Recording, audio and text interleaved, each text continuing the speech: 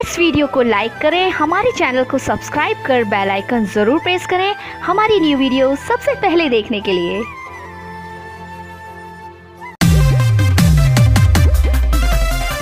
Mix by Shashi Ranjan.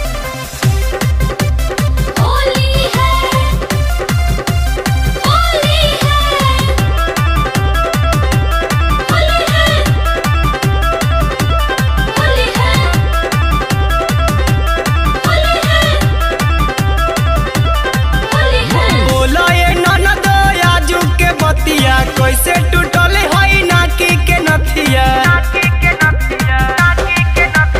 बोला ये ननद आजू के बतिया कैसे टूटल है नाकी के नथिया। यारवा से चोली रंग भइलू हा कि ना हो, यारवा से चोली रंग भइलू हा कि ना हो।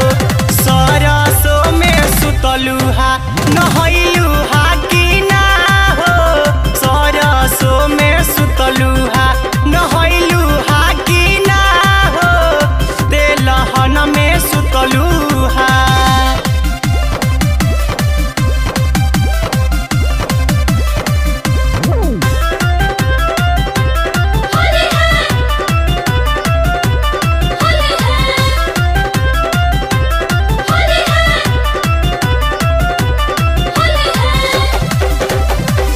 गोलिला पटाला दर्द चले में सतावता, भइल बाटे लाल दुनो गलिए बतावता।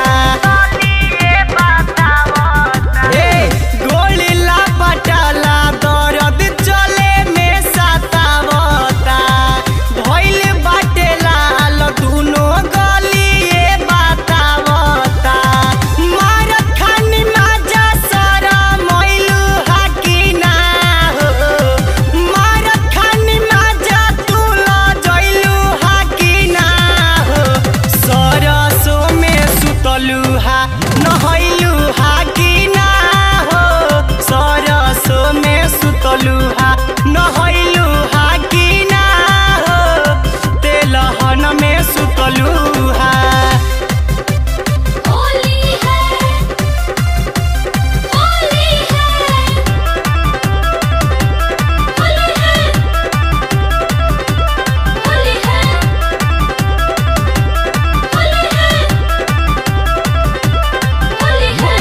खूब लगवैलू बिसवैलू तू बाधार में, ससुरा के माजा मरलू नैहरे कुंवार में।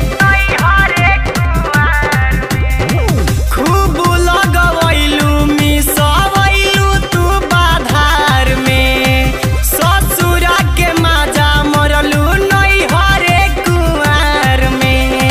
हक लाके खेला खेलनो खेललू हा कि ना हो, हक लाके खेला खेलनो खेललू हा कि ना हो।